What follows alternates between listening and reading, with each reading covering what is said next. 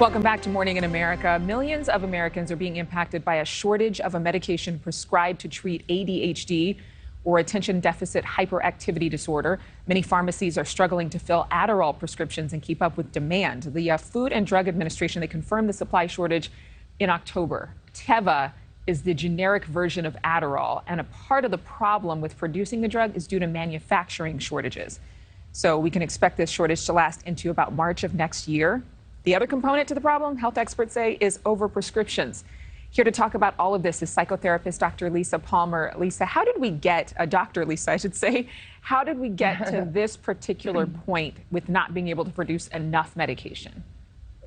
I know it's really bad news for a lot of people because a lot of people truly are addicted and dependent on Adderall. Adderall became very chic back in the 1990s when a lot of teachers and doctors were prescribing it for lack of focus. And unfortunately, anytime you take a psychotropic medication, it really does change brain chemistry, and a lot of people have become addicted to it. Why do you think Adderall is so popular for doctors to describe? I mean, it seems as though, and there's been reports out, that it's too easy to get access to.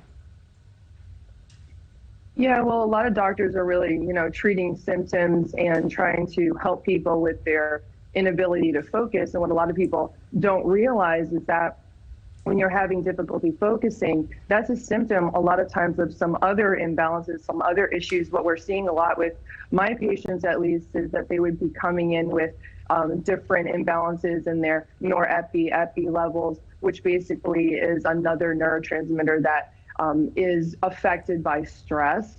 They may have high glutamate levels, which could affect focus. They may have high or problems, actually lower dopamine levels, which can also affect focus, high histamine levels, which would be more an indication of some type of sensitivity or allergy in their body, which could affect focus. So a lot of things can affect focus on a chemical level, as well as other hormonal issues that can affect that.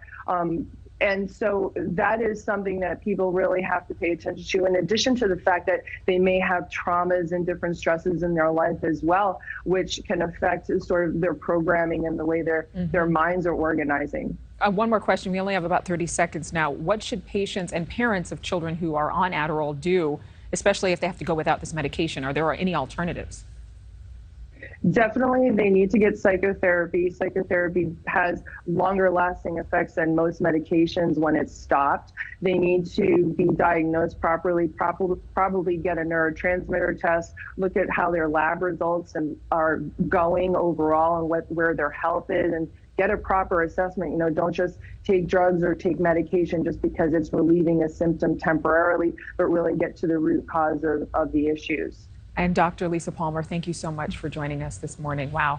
I mean, again, you and I were talking about it right before she came on. This is something that is an issue for a lot of folks. Yeah, I mean, they're needing access. They want to treat the symptoms, but if you can find a way to stop the symptoms from happening, even better, right? Even better, absolutely. And that's for anything. Marnie Hughes is live. Thank you for watching. Go to newsnationnow.com to find NewsNation on your television provider. And don't forget to click the red subscribe button below to get more of NewsNation's fact-driven, unbiased coverage.